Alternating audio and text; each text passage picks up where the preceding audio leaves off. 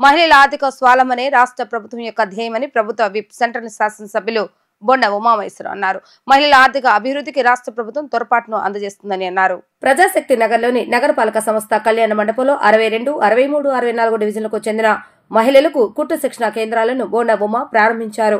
ఈ సందర్భంగా బొండ ఉమామహేశ్వరరావు మాట్లాడుతూ మహిళలు ఆర్థికంగా నిలదొక్కుని తమ కాళ్లపై తాము నిలబడేలా స్వయం ఉపాధి పథకాలకు ప్రభుత్వ పరంగా శిక్షణ ఇస్తున్నామని అన్నారు. ఆ క్రమంలోనే కుట్టు శిక్షణ కేంద్రాలను ఏర్పాటు చేసి కుట్టు శిక్షణ అనంతరం ఉచితంగా మిషన్లు అందిస్తున్నట్లుగా వివరించారు.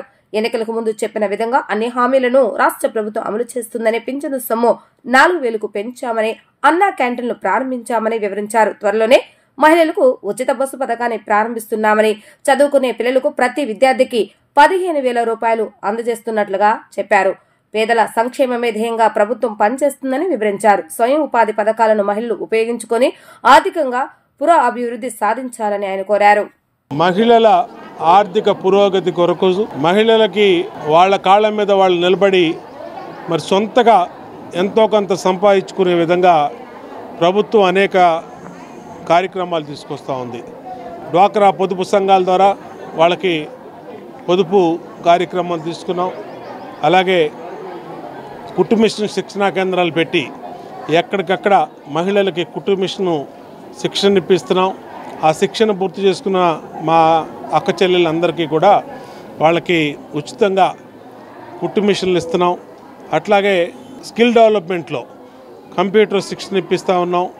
అన్ని రకాలుగా మహిళల ఆర్థిక ప్రగతి కోసం, ఆర్థిక స్వావలంబన కోసం ఈ ప్రభుత్వం చిత్తశుద్ధితో మహిళలకు అనేకమైన పథకాలు తీసుకొచ్చాం. మహిళల కోసం అన్ని రకాలుగా కూడా ఈ ప్రభుత్వం ప్రోత్సాహం తీసుకొస్తూ ఉన్నాం. తెలుగుదేశం పార్టీ ఎన్నికల ముందు చెప్పాం, తెలుగుదేశం పార్టీ అధికారంలో రాగానే 3,000 ఇచ్చే పింఛన్ని 4,000 పెంచుతామని చెప్పాం. ఇచ్చిన మాట ప్రకారం 3,000 పింఛన్ని 4,000 రూపాయలు పెంచాం. అలాగే గ్యాస్ బండ్లు 3 గ్యాస్ బండ్లు ఇస్తామని చెప్పాం, 3 గ్యాస్ బండ్లు ఇస్తా ఉన్నాం. అన్నా క్యాంటీన్లు తెరుస్తామని చెప్పాం, అన్నా క్యాంటీన్లు ఓపెన్ చేసాం. అంతేకాకుండా పిల్లలకి, చదువుకునే పిల్లలకి అమ్మఒడి గత ప్రభుత్వంలో ఒక్క తల్లికి ఉన్నటువంటి 2 పిల్లల్లో ఒక పిల్లకే ఇచ్చి మరి మోసం చేశారు. దాన్ని కూడా ఇప్పుడు 2 పిల్లలు ఉంటే ఇద్దరికి చెరో 15,000 రూపాయలు, 30,000 రూపాయలు మే నెల నుంచి వచ్చే నెల నుంచే ఇవ్వబోతూ ఉన్నాం.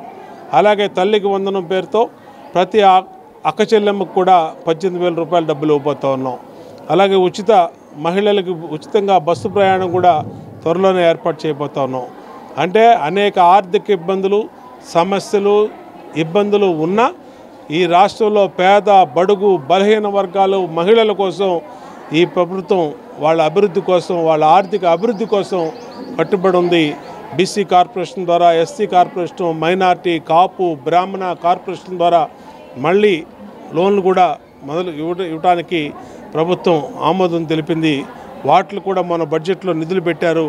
వాటిని కూడా త్వరలోనే బీసీ, ఎస్సీ, మైనార్టీ, బ్రాహ్మణ, కార్పొరేషన్ ద్వారా ఆ సామాజిక వర్గాలకి ఆర్థికంగా మరి నిధులు, ఆర్థికంగా లోన్లు ఇచ్చి ఆదుకుంటామని తెలియజేస్తూ ఈ ప్రభుత్వం చిత్తశుద్ధితో పేదల సంక్షేమం కోసం కట్టుబడి ఉందని తెలియజేస్తాం.